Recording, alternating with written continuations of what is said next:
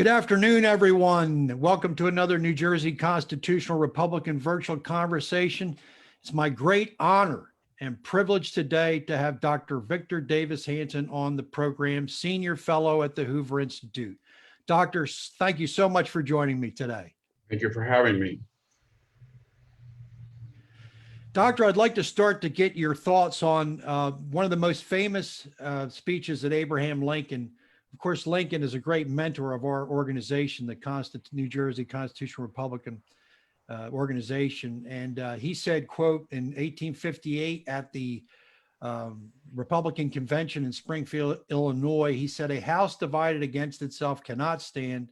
I believe this government cannot endure permanently half slave and half free. I do not expect the Union to be dissolved. I do not expect the house to fall, but I do expect it will cease to be divided. It will become all one thing or all the other," unquote. Now, Doctor, can we substitute the half slave with today with anarchy and the half free with maintaining a civil society with all that's going on in our nation today? What are your thoughts? Well, I think we can. I think if you look even at the Trump differences between the mainstream Republican, they're still within the goalpost of conservative thought. Most of the Reagan agenda has been recalibrated under Trump. There's some tweaks about trade, China, the border that maybe a Bush Republican and would have problems with, but mostly I think about 90% of the Republican Party last time, and maybe 92 or 93% polls, they're going to vote for Donald Trump because of not because they are happy with his tweets, but because they feel his agenda of deregulation, energy development, respect for the First and Second Amendments, it's all within the traditional conservative. That's not true any longer on the left. I think you can see that when Joe Biden is not, he doesn't feel free or unconstrained to comment on the major issues of the day. So when he's asked about packing the court, he passes. When he asks about what sort of judges and gives names, he passes. When he asks to condemn the violence, he passes. When he asks to come out and delineate what his policy toward China is, he passes. And the reason he does, that he has cobbled together a divided house between a hard left socialist wing and a fading and eroding and elderly Democratic Party of Chuck Schumer and Nancy Pelosi, a liberal party, Dianne Feinstein, and they're on the way out. They are useful to the left as vessels to advance their agenda under the cloak of being centrist, but let's not kid ourselves. The Democratic Party is not the Democratic Party that we've seen, and it has an agenda that's different from the old Democratic Party. It does not want to live within the traditions and customs and Constitution of the United States. And I don't take that charge lightly. So what do I mean by that? If they were to win the House again and take the Senate and have Biden president, the first thing we would see, I think, is an end of the filibuster on all votes. The second thing would be to pack the court probably to 15 justices. I don't think that's been done in 160 years. We've had the same 9 justices. Then we would probably see a move to accelerate the state's effort under the voter compact movement to reject or do away with the Electoral College. We would probably see efforts to admit Puerto Rico and DC as states. And we would see, I think, a national movement to have a 16-year-old eligibility on voting for all the states to adhere to. So what I'm getting at, they're advancing structural changes that no Democrat would have thought imaginable just 5 years ago. And they're doing so because they feel their agenda that we all saw in the Democratic primaries of late 15 and early 16 did not appeal to people.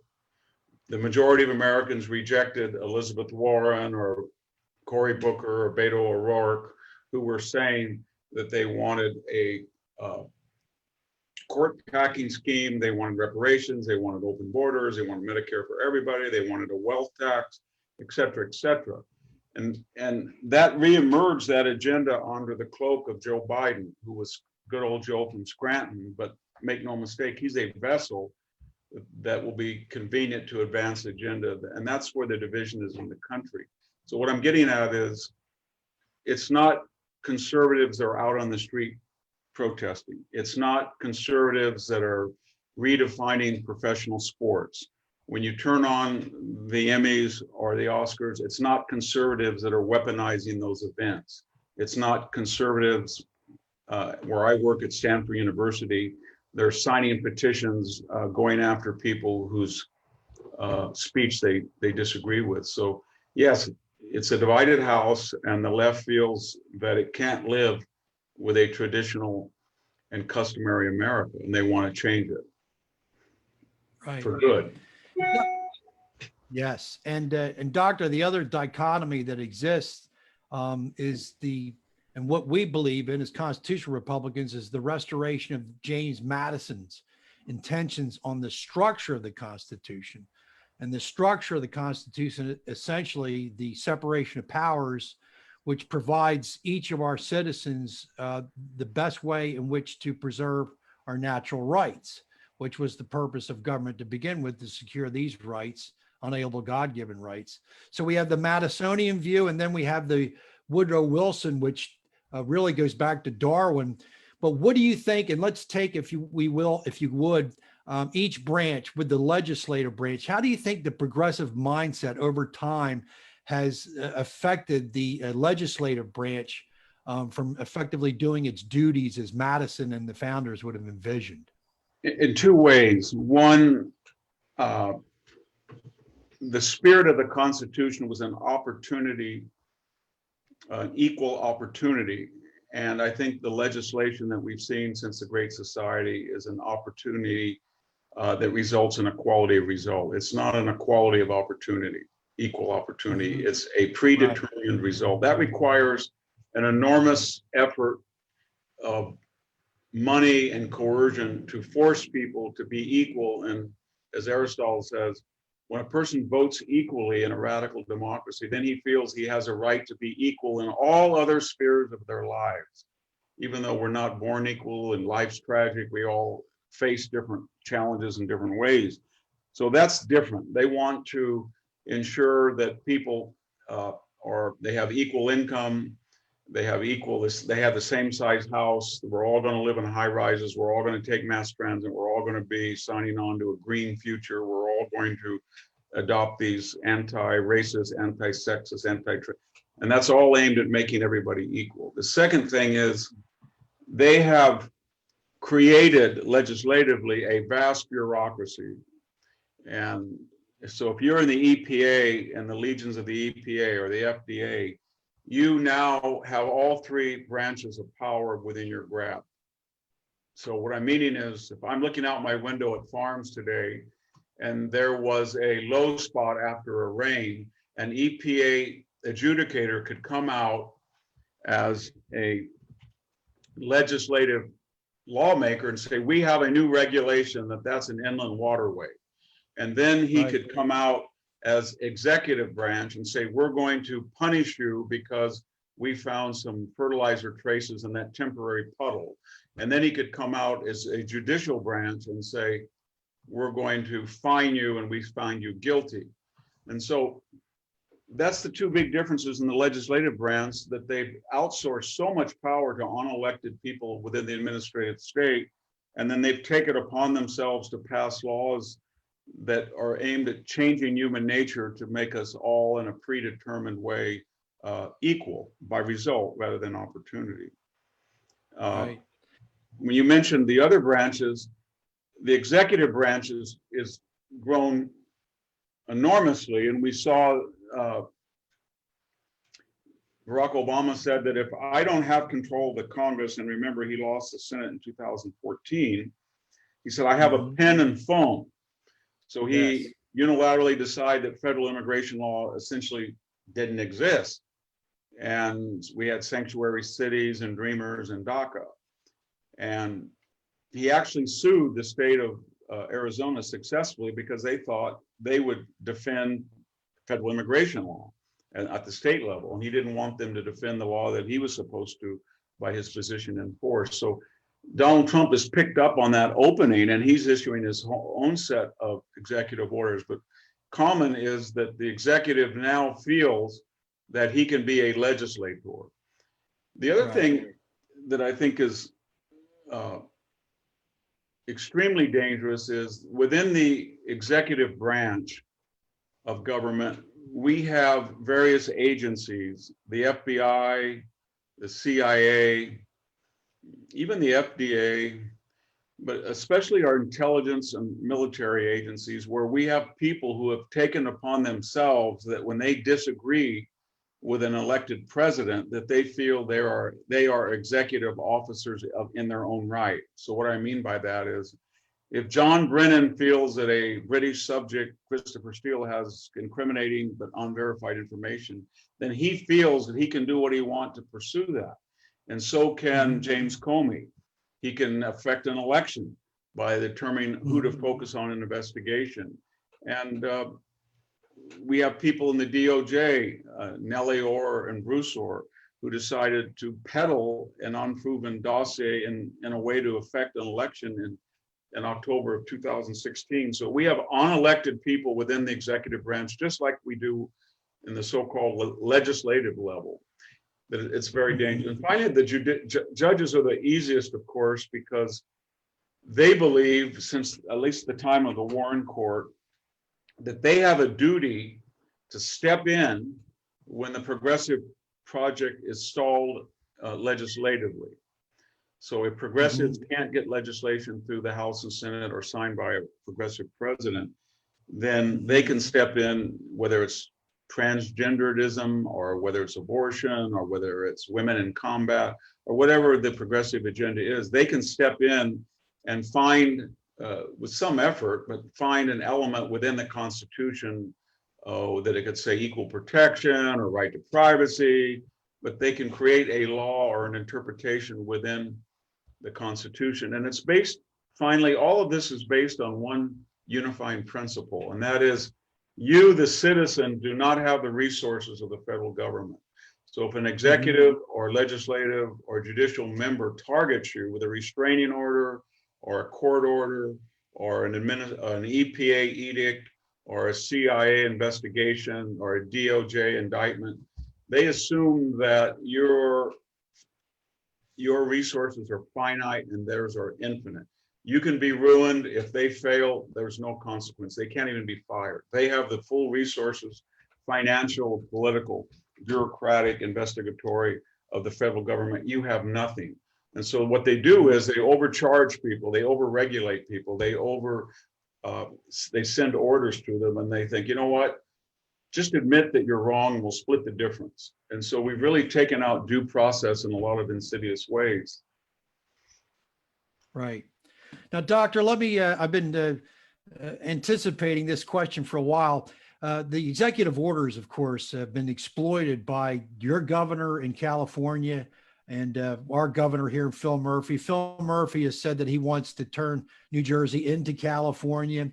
But, and what they do is, what Phil Murphy has done, and the Democrats in this state, they look back to a 1942 act called the Disaster Control Emergency Power, and then the Emergency Powers Act of 2005. Both of these acts were a result of course, World War II in 1942, and then the 9/11 attack for the 2005 law that was passed in New Jersey, giving the governor extraordinary powers. And they have used the terminology of a war, that this CCP virus has been it's a war. And we know that FDR talked about in his first inaugural, the war that needed to be waged against the Depression. Don't you think that it's important, and we've mentioned this publicly, that we think it's important to differentiate between a war and a pandemic, and that the Democrat governors in this case shouldn't be exploiting the people's civil liberties for public health reasons and calling it a war? Don't you think there should be some distinction? Absolutely. They pick up on a clause in the Constitution about martial law in times of war or national, and they use this term. We've seen it. There's a war on drugs. There's a war on terror. There's a war on poverty. There's a war on almost everything. And what that is a euphemism for is that we're going to take extraordinary executive latitude in a way that hasn't gone through the legislative body. And sometimes I think your your governor was the one that, when asked on television about the Constitution, the Bill of Rights, said it was above his pay grade. Our governor said something even scarier, that he said that this crisis and the hysteria around it was a perfect opportunity to put a more progressive face on capitalism. In a way that Hillary Clinton said, again, she laughed about it and said, we don't want to let the virus, this crisis, go to waste, echoing her former associate Rahm Emanuel. So there was a sense that in the hysteria of March to June, there would be a temporary suspension of normal legislative oversight, and these executives could issue all of these orders. And what we saw was that first week or two, nobody said much, because we were all, okay, these people are public servants. They want us to wear masks. They're worried.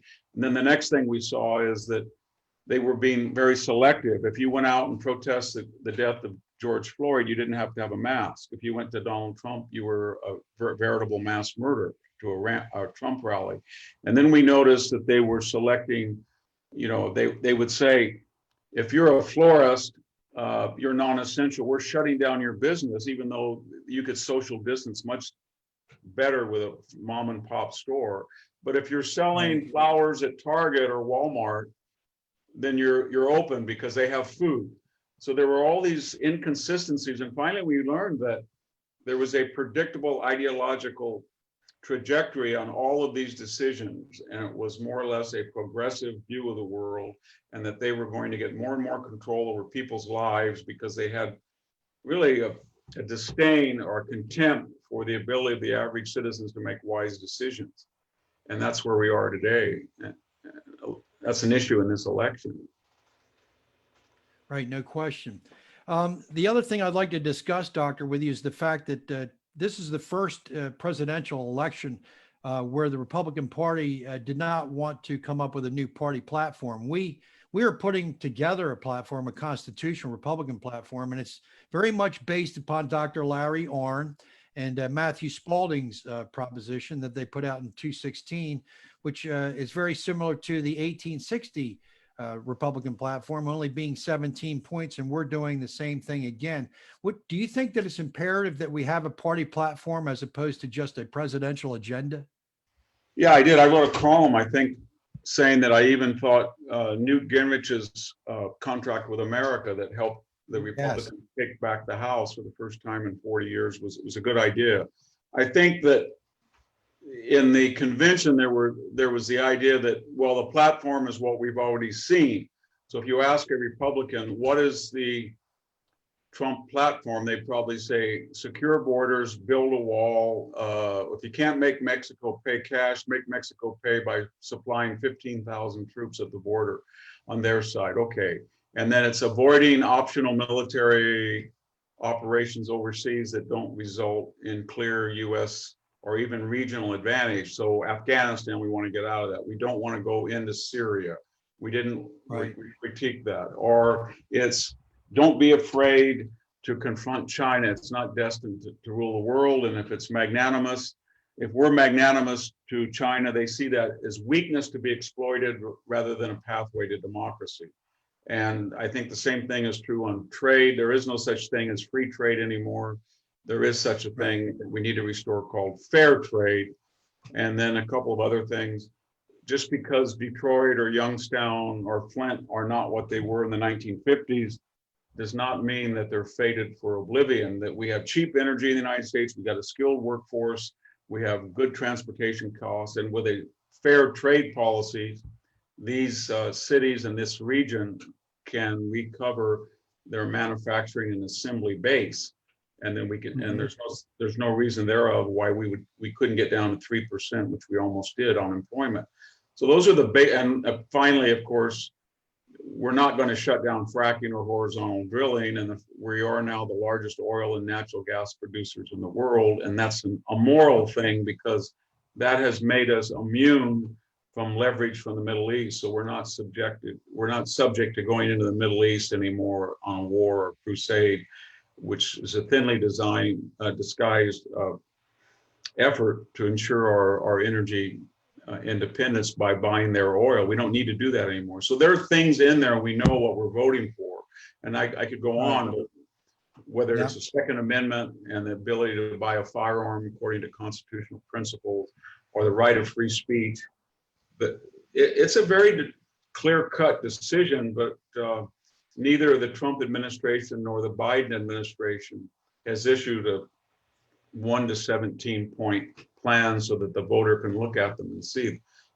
I don't think the Biden campaign, the difference between the Biden campaign and the Trump campaign is, I think if you ask your listeners, what is Donald Trump for on China policy? What is he for on energy development? What is he for on tariffs? What is he for on judicial philosophies for our court system? What is he for on taxation? What is he for? And you have a pretty good idea, but if you go over to a Biden, you're going to get a very, very nebulous answer that tries to use a traditional centrist old Joe Biden from Scranton cloak over a very hardcore progressive agenda. Right. Now, Doctor, we know that the Democratic mayors in a lot of the cities where this anarchy is taking place, they look to, they really essentially think that criminals are victims based upon critical race theory, the myth of systemic racism, economic injustice, and so forth. Don't you think that we, the Republican Party, should be supporting, and that the current administration, shouldn't we take more of a William Tecumseh Sherman approach, if you will, and put the fear of God back into these criminals and restore law and order in these areas? I know the Attorney General Barr has designated some of these areas as anarchy jurisdictions, which is a step in the right direction. But shouldn't we do more to protect the civil rights of the citizens, their ability to live? Absolutely, and I think the idea of deterrence makes the world go around. Why do these people do these things? Because they can get away with it, and they were cooped up, and they think it's a lark to go out and kill and maim and burn, and they wouldn't do it. One thing we've seen is that a lot of these Antifa people with this nasal voice, shrill shouting, they're actually very fragile people that when they get in trouble, they call for the police. When they get arrested, they call the family lawyer. And I think what Bill Barr's trying to do is say what Lincoln did. He's saying a federal courthouse, Yosemite National Park, a federal post office, that's our property. If you destroy it in a conspiratorial fashion, going across state line, you're guilty of conspiracy, racketeering. I think he's got over 1,500 indictments, and these will be out of the control of these local DAs that are sympathetic with the criminals. They're going to be federal prosecuting attorneys. And so I think that's one thing. The other thing is, as we've seen, when Trump brings in federal marshals to protect federal property, that gives confidence to local police, and he can do that as well. But he's going to have to really start indicting people seriously. And the third thing is, we've had a problem with federalism lately, where the states, we have decided in neo-Confederate fashion that it's 1860 again, and they can defy the federal government. So we have 550 jurisdictions that say, most of them are in California. Federal immigration law does not exist, let's say, in Fresno County or San Francisco County. Now, it's not reciprocal. They don't say to you in Provo, Utah, or to Boise, Idaho, hey, we've just nullified federal law on immigration. If you want to have a gun and go into a store and pick it up and walk out and defy federal gun rights, go ahead. Or if you know what, you're in a bulldozer and you just smash a lizard, there's no such thing as the endangered species. It's all asymmetrical, and that's a problem. So the president's really going to have to, and he's starting to do it, say, if you don't protect the civil rights of individual American citizens within your state and local jurisdictions, or you don't enforce the law, or you will not turn over criminals to federal authorities, we're going to cut off some federal funds. And I think that's been, on the intellectual level, it's very important that legal scholars and academics don't just be reactive. They have to be preemptive. They have to say, when they hear these terms that you quoted, what does systemic racism mean? Let's go down and ask yourself, if you're applying to college and you're 18, is it systematically racist? If you're a white male from a working class family, or you're an upper class minority, who gets the privilege and who doesn't? When you're hired under federal guidelines. So we have affirmative action there. Is that systematic racism? And the point I'm making is that when a LeBron James or a high profile celebrity, we should say to ourselves, there's 75%, and I think that's great because it's based on merit. The NFL and the NBA are African American. Is that systematic racism, though, that we don't have mentorships for Hispanics and Asians? And so what I'm getting at is they are sitting on an absurd Alice in Wonderland situation where we have a lot of things that are constitutionally questionable. They use race to weight admissions and hiring. And as far as disparate impact and proportional representation, they have taken whole swaths of the economy, professional sports, hiring at the post office, admissions into universities, and say, this doesn't apply.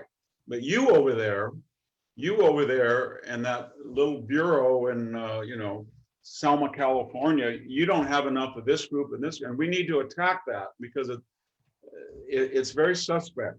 Because I'd like them to define systematic racism and tell me what does it exactly mean, and especially being in the academic world. They can tell you that if you are an African American and you are qualified, you're going to have doors open to you that will not be true to some other people.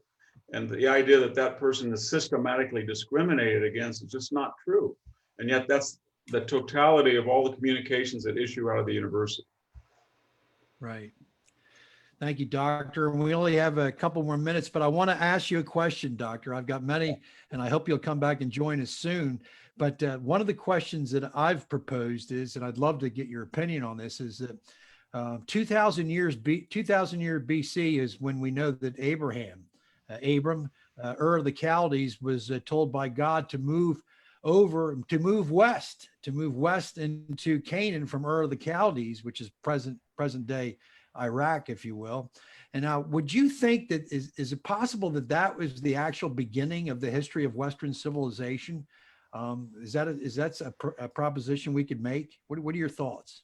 Well, my thoughts are this. It was one of the thoughts. So Western civilization is the product of three great cities in its origins. Right. Jerusalem, in the religious context that you talked about, the Judeo-Christian tradition. Second, the Enlightenment, or the intellectual tradition of trying to explain natural phenomenon without superstition, but through the empirical inductive method. That's Athens of the 5th century.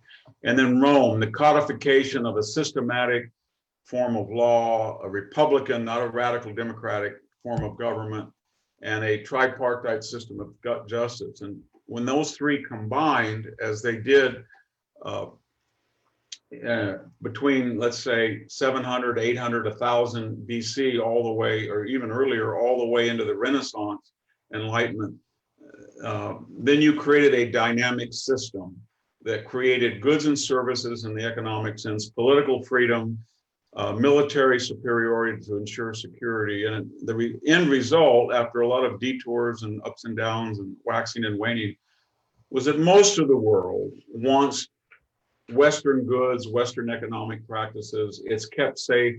The seas are kept safe. The air corridors are kept safe by Western military prowess. And the technology of the world that makes us communicate, or how we're talking, is a product of either direct Western production or Westernized people abroad that have learned the protocols of Western research. So it's a wonderful tradition. The irony is that all of the people out in the street attacking it are doing so as Westerners to the core. When they get arrested, they want due process. They want habeas corpus. When they want to film themselves, they use a Western sophisticated iPhone. When they want to attack the police, they line up in Western tactics as if they're hoplites in a foul line. So, and yet they hate who they are. That's what's sad about it. Now the audience is going to want to go to the American Freedom Alliance, which you can go on YouTube and you'll see many of the lectures that Dr. Hanson gives in reference to that last question. And it's a great resource of knowledge. Doctor, I know you're on a hard deadline. You have other obligations to meet. I want to thank you so much for joining me today. And I hope you'll agree to come back and join us soon, because we have an infinite amount of questions to ask you. And we certainly appreciate all the hard work you do. And making yourself accessible to so many people is so important. And I want to thank you very much. Thank you. Okay, thank you for joining the New Jersey Constitutional Republican virtual conversation. And remember, as Lincoln said, liberty for all. Thank you.